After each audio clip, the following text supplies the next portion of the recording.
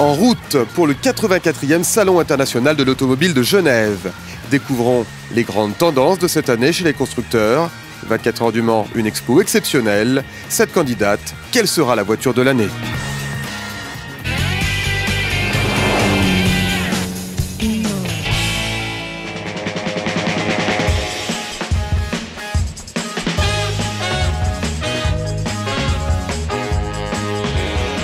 C'est le rendez-vous automobile incontournable de ce printemps. La 84e édition du Salon international de Genève regroupe plus de 900 voitures. 250 exposants se partageront la vedette. Le Salon de Genève est membre du top 5 mondial. Cette année encore, les grandes marques ont choisi Genève pour présenter leurs nouveautés. Comme chaque année, on a la chance d'avoir beaucoup de nouveautés, de premières mondiales et de premières européennes à Genève. C'est une chance. Mais je crois que ce qui est très important, c'est que les grandes marques ont compris que pour tenir le coup, il faut pouvoir proposer des modèles dans toutes les catégories.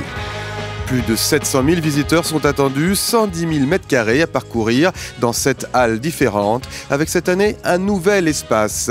La halle 3 est relookée pour accueillir un événement exceptionnel dédié à la mythique course des 24 heures du Mans. Cette année, on a une exposition spéciale, que c'est la première fois qu'on fait dans la toute nouvelle halle 3, qui va être inaugurée pour la première fois cette année, parce que l'année passée, elle n'était pas complètement finie.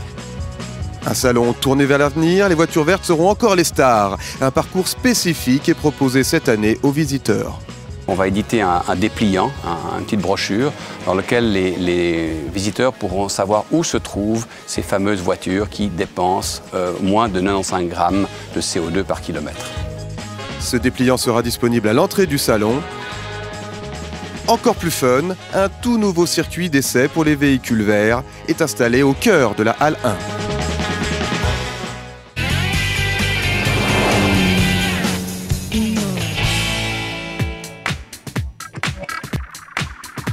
Le Salon de Genève présente cette année un plateau constructeur recomposé. Partenariat, regroupement, disparition, face à un marché en mutation, plusieurs grands groupes redistribuent les cartes. Chevrolet se retire du marché européen, Peugeot se lie au chinois Dongfeng, des évolutions stimulantes. Ça ouvre des nouveaux horizons, il y a de nouveau de l'investissement, il y a de nouveau du recherche et développement, on voit apparaître des nouveaux modèles. Et finalement, l'industrie automobile joue un peu à cache-cache avec les prédictions, puisque ça fait 10 ans qu'on dit que la voiture européenne va se casser la figure et qu'elle a rarement été aussi florissante. La grande tendance du salon est encore verte, des motorisations écologiques sous tous les capots, même les plus prestigieux. Donc on va avoir tout ce côté vert qui est vraiment très marqué. Et d'un autre côté, alors on retrouve la voiture fun, la voiture plaisir, on va avoir beaucoup de voitures sportives. Économie d'énergie et plaisir de conduire, un défi relevé par la voiture coup de cœur de Philippe Clément. La Golf GTE, qu'est-ce que c'est? C'est une voiture qui représente le summum de la voiture sportive grand public, la Golf GTI, que tout le monde connaît. Et qu'est-ce qu'elle a? Elle a une batterie, un système plug-in hybride pour avoir les performances et baisser la consommation et diminuer la pollution. Une nouvelle Golf dévoilée en première mondiale à Genève.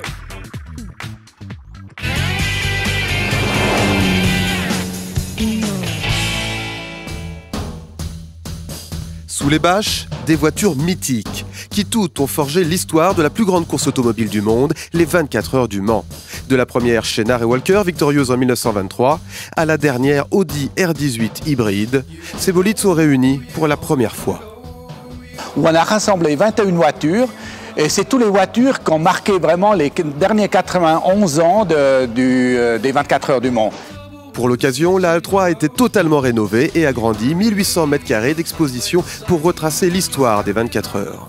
Et puis les 24 heures, pour moi, a toujours un petit peu un grain de plus là. Là, c'est comme une équipe. Parce que si vous êtes un pilote, il ne va jamais gagner la course tout seul. Même dans l'automobile, il y a l'esprit d'équipe. Et les 24 heures du Mans, c'est le bon exemple. Alors patience, nous vous ferons découvrir en avant-première, dans une prochaine édition, ces légendes de la ligne droite des Hunaudières.